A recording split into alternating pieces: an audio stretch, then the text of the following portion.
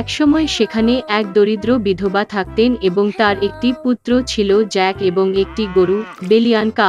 গরুটি প্রতিদিন সকালে দুধ দেয় এবং মা ছেলে তার বাজারে বিক্রি করে এবং তারা এভাবেই জীবনযাপন করত। কিন্তু একবার বেলিয়ানকা দুধ দেয়নি এবং তাদের কোনো খাবারই ছিল না। মা সিদ্ধান্ত নিল গরুটি বিক্রি করবেন এবং উপার্জন সহ একটি দোকান খুলবেন। জ্যাক তার হাতে লাগাম নিয়ে গরুটিকে বাজারে নিয়ে গেল। কোনো আশ্চর্য বৃদ্ধের সাথে তার সাক্ষাৎ হওয়ার চেয়ে খুব শীঘ্রই তিনি পৌঁছেছিলেন। তিনি বলেছিলেন যে তিনি শিমের জন্য জ্যাকের গরু বাণিজ্য করতে চান এবং এই কথাগুলি দিয়ে তিনি নিজের পকেট থেকে কয়েক মুঠো অদ্ভুত শিম বের করলেন। বৃদ্ধ লোকটি বললেন, এই মটরশুঁটিগুলি জাদুকরী, তাদের সন্ধ্যায় রোপণ করা প্রয়োজন এবং সকালে তারা খুব আকাশে বেড়ে উঠবে। জ্যাক খুব আগ্রহী এবং সম্মত হন। ছেলে তাড়াতাড়ি বাড়ি এলো। মা খুব রেগে গিয়েছিলেন যে তিনি পুরো এলাকায় দুগ্ধ গাভী কয়েকটি মুষ্টিমেয় শিমের জন্য দিয়েছেন। কিন্তু জ্যাক বুড়ো লোকটির কথা স্মরণ করল এবং সিদ্ধান্ত নিয়েছিল যে কিছুই করার নেই এবং আঙিনায় শিম লাগিয়েছে। তিনি তার অ্যাটিকের কাছে গিয়েছিলেন, দুঃখিত এবং ঘুমিয়ে পড়েছিলেন।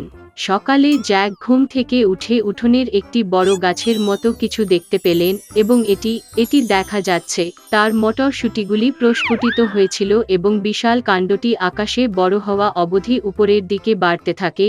জ্যাক লাফিয়ে উঠল সিঁড়ির মতো। তিনি আরোহণ এবং আরোহণ এবং আরোহণ এবং আরোহণ। অবশেষে তিনি আকাশে পৌঁছেছেন। সেখানে তিনি একটি দীর্ঘ এবং প্রশস্ত রাস্তা দেখেছিলেন যা তাকে একটি বিশাল দুর্গে নিয়ে গেছে। জ্যাক তার গেটে গিয়ে নক করল। গেটটি খোলা এবং একটি লম্বা মহিলা দোরগোড়ায় দাঁড়িয়ে ভয় হুড়মুড় করে। ছেলেটি সকালের নাস্তার জন্য কিছু চাইল।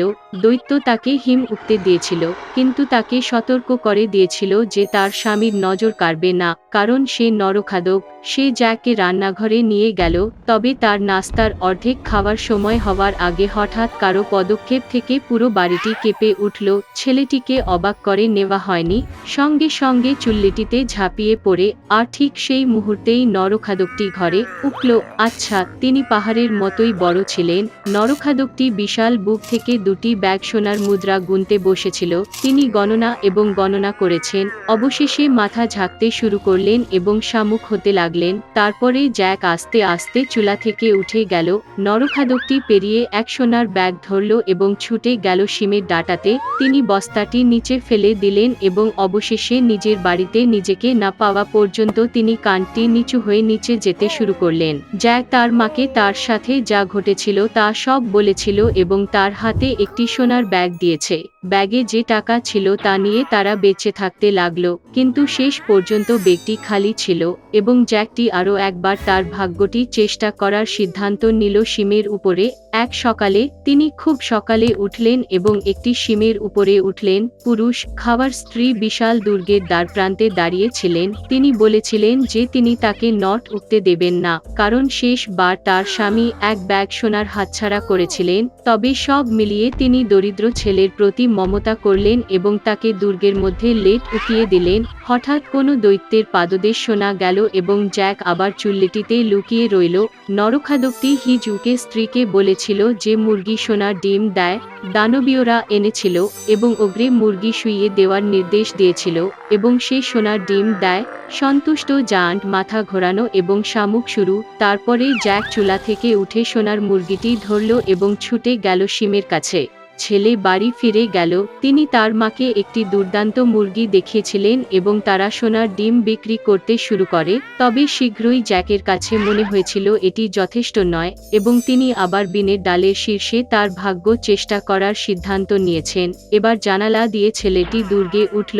সে তামাটে একটা ঝাঁকেও ঝাঁপিয়ে পড়ে লুকিয়ে রইল। নরঙ্গাল এবং তার স্ত্রী ঘরে উঠল। দৈত্যটি ছেলেটির গন্ধ পেয়েছিল এবং তারা চুলায় তার খোঁজ করতে ছুটে যায়, তবে তিনি সেখানে ছিলেন না। তারা প্রতিটি কৌতুক এবং ক্রেইন অনুসন্ধান করেছিল, তবে তারা তামার কড়াইয়ের দিকে তাকাতে ভাবেনি। অনুসন্ধানে মরিয়া অগ্রে তার স্ত্রীকে সোনার বীণা এনে টেবিলে রাখার আদেশ দিল। অর্ডার নর্মাবলি তার সুন্দর শব্দগুলিতে ঘোরাফেরা করে। তারপরে জ্যাক চুপচাপ কলসির উপর থেকে উঠে সোনার বীণাটি ধরল এবং ছুঁড়ে ছুটে গেল দরজার দিকে, কিন্তু বিনা জোরে বাজিয়ে নরকটি জাগিয়ে তোলে। জ্যাক মাথাচাড়া দিয়ে দৌড়ে একটি বিড়ির উপরে ঝাঁপিয়ে পড়ল, আর বিশাল লোক তাড়া করছিল। জ্যাক নিচে নেমে তার বাড়িতে গেল, আর তার মাকে চিৎকার করে বলল কুড়ালটি বহন করতে। মা হাতে একটি কুড়াল নিয়ে দৌড়ে বেরিয়ে গেল। ছেলেটি কুড়ালটি ধরল এবং শিমের কাটা কাটা শুরু করল। ওগ্রে স্টেমটি সহিংসভাবে দুলতে লাগলো এবং থেমে গেল। তারপরে জ্যাক আবার একটি কুড়াল দিয়ে আঘাত করলেন এবং বিনস্টাল কেটে ফেললেন। এটি ছড়িয়ে পড়ে এবং ভেঙে পড়ে এবং ওগ্রে মাটিতে পড়ে ক্র্যাশ হয়ে যায়। সেদিন থেকে জ্যাক এবং তার মা আর কখনো দারিদ্রতা জানতেন না। তবে ছেলেটি খুব দুঃখিত হয়েছিল যে তাদের লোভের কারণে তারা প্রায় তাদের জীবন দিয়েছিল। তিনি প্রতিশ্রুতি দিয়েছিলেন যে তিনি আর কখনো চুরি করবেন না এবং পরিবারের ভালোর জন্য কঠোর পরিশ্রম করবেন। একটি ছোট শহরে একটি খেলনা প্রস্তুতকারক গেপেটো থাকতেন। তিনি ঘরে বসে কাঠের খেলনা বিক্রি করে জীবিকা নির্বাহ করেছিলেন। তিনি তার কাজ পছন্দ করেছেন। প্রবীণ কর্তা কেবল অনুশোচনা করলেন যে তার কোনো সন্তান ছিল না। একদিন জঙ্গলে হাঁটার সময় জিপেটো নতুন খেলনাগুলির জন্য দুর্দান্ত লগ দেখতে পেল। তিনি তার সাথে লগটি নিয়ে ওয়ার্কশপে আনলেন। তাৎক্ষণিকভাবে দেরি না করে বৃদ্ধ তার থেকে খেলনা কাটতে শুরু করলেন, কিন্তু হঠাৎ লগ থেকে একটি পাতলা আওয়াজ শুনতে পেলেন। জিপেটো ভেবেছিল সে কি কল্পনা করেছিল।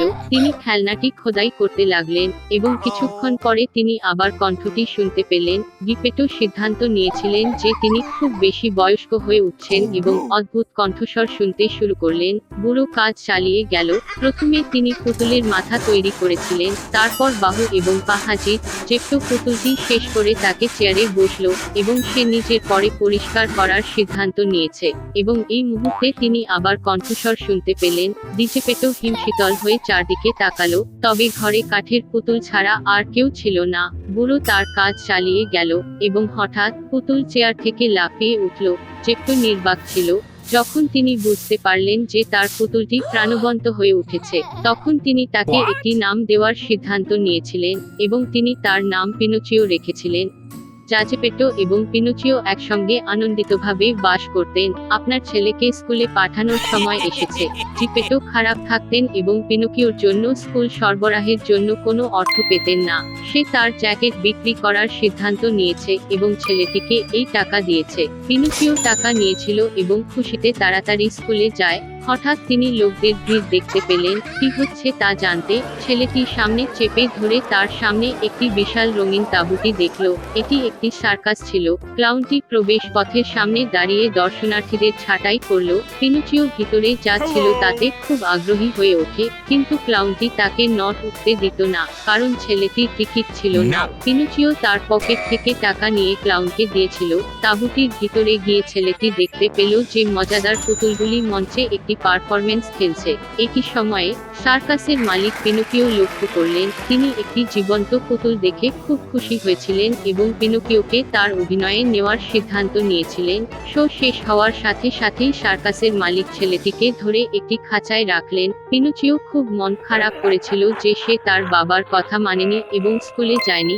সে কান্নায় ফেটে গেল এবং হঠাৎ তার সামনে একটি পরী উপস্থিত হল। তিনি দেখেছিলেন যে পিনোচিও তার কাজের প্রতি অত্যন্ত অনুশোচনা করেছে এবং তাকে বাঁচানোর সিদ্ধান্ত নিয়েছে। পরী একটি বানান ফেলেছিল এবং পিনোকিও হাতে টাকা নিয়ে রাস্তায় ছিল।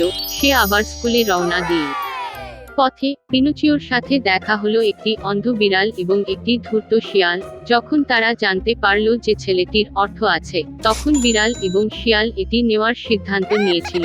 তারা বলেছিল যে স্কুল সরবরাহের জন্য এই অর্থ যথেষ্ট নয় এবং এটি বাড়ানো দরকার, এবং এই জন্য তাদের একটি জাদুক্ষেত্রে অর্থ রোপণ করা প্রয়োজন। একটি অর্থ গাছ পৃথিবী থেকে উত্থিত হওয়া উচিত, যা থেকে উদার আর্থিক ফসল কাটা যেতে পারে। নিষ্পাপ পিনোচিও স্ক্যামারদের বিশ্বাস করে এবং তার অর্থ প্রদান করে। ছেলেটি যখন একা এবং অর্থ ছাড়াই চলে যায়, পরী আবার তার সামনে উপস্থিত হয়। পিনোচিও পরীর কাছে মিথ্যা বলেছিল এবং সে ইতিমধ্যে স্কুলের সরবরাহ কিনে ফেলেছে। এই কথা বলার সাথে সাথে তার নাক বাড়তে লাগলো। পিনোচিও যত বেশি মিথ্যা বলবে, তত বেশি তার নাক হয়ে গেল। তিনি খুব ভয় পেয়েছিলেন এবং পরীকে পুরো ঘটনাটি জানান। একই মুহূর্তে ছেলের নাকটি স্বাভাবিক আকারে সংকুচিত হয়। পরী হুঁশিয়ারি দিয়েছিল যে প্রতিবার পিনোচিও প্রতারণা করলে তার নাক বড় হবে। এই কথার পরে ছেলেটি আবার নিজের হাতে টাকা নিয়ে স্কুলে যাচ্ছিল। হঠাৎ সার্কাসের মালিক পিনোচিওর রাস্তা অবরোধ করে তিনি মারাত্মক ক্ষুব্ধ হয়েছিলেন যে ছেলেটি পালাতে সক্ষম হয়েছিল এবং তাকে খাঁচায় ফিরিয়ে রাখতে চেয়েছিল। তবে পিনোচিও ধরা সহজ ছিল না। বিনা দ্বিধায় সে জলে ঝাঁপিয়ে পড়ে, পিনোকিও কাঠ দিয়ে তৈরি ছিল, তাই সে ডুবে গেল না এবং কারেন্ট ছেলেটিকে এগিয়ে নিয়ে যায়। যখন তিনি ইতিমধ্যে তীরে সাঁতার কাটছিলেন, তখন একটি দৈত্য মাছ তাকে গ্রাস করেছিল। একই সময়ে জমিতে তার ছেলের সন্ধান করতে মরিয়া বৃদ্ধা গিপেটো জলে অনুসন্ধান শুরু করার সিদ্ধান্ত নিয়েছিলেন। তিনি একটি জেলে বন্ধু থেকে একটি ছোট নৌকা ধার করেছিলেন এবং দেখতে সাঁতার কাটলেন। হঠাৎ এক হিংস্র ঝড় শুরু হয়েছিল। নৌকাটি তরঙ্গগুলি সামলাতে না পেরে ক্রাশ হয়ে যায়। বৃদ্ধ লোকটি সাঁতার কাটতে পারেনি এবং তাই ডুবে যেতে লাগলো এবং তারপরে একটি বিশাল মাছ যা পিনোচিওকে গ্রাস করেছিল, গিপেটোকে গ্রাস করেছিল। তিনি ভিতরে উঠেই তাৎক্ষণিকভাবে তার ছেলেকে দেখতে পান। বাবাকে দেখে পিনোচিও খুব খুশি হন। তিনি অত্যন্ত অনুশোচনা করেছিলেন যে তিনি তার আনুগত্য করেননি এবং সেই মুহূর্ত থেকে প্রতিশ্রুতি দিয়েছিলেন যে তার বাবা যা বলেছিলেন সবসময় তা করবেন। পিনোচিওকে সত্যই দুঃখিত বলে দেখে পরি তাদের বাঁচানোর সিদ্ধান্ত নিল। তিনি ছেলেটির ও বৃদ্ধটিকে মাছের পেট থেকে মুক্তি দিয়ে তীরে নিয়ে গেলেন। পিনোকিও খুব বুদ্ধিমান এবং বাধ্য ছেলে হয়েছিল। তিনি প্রতিদিন স্কুলে যেতেন এবং পড়াশোনা শেষে তিনি তার বাবাকে কর্মশালায় সহায়তা করেছিলেন।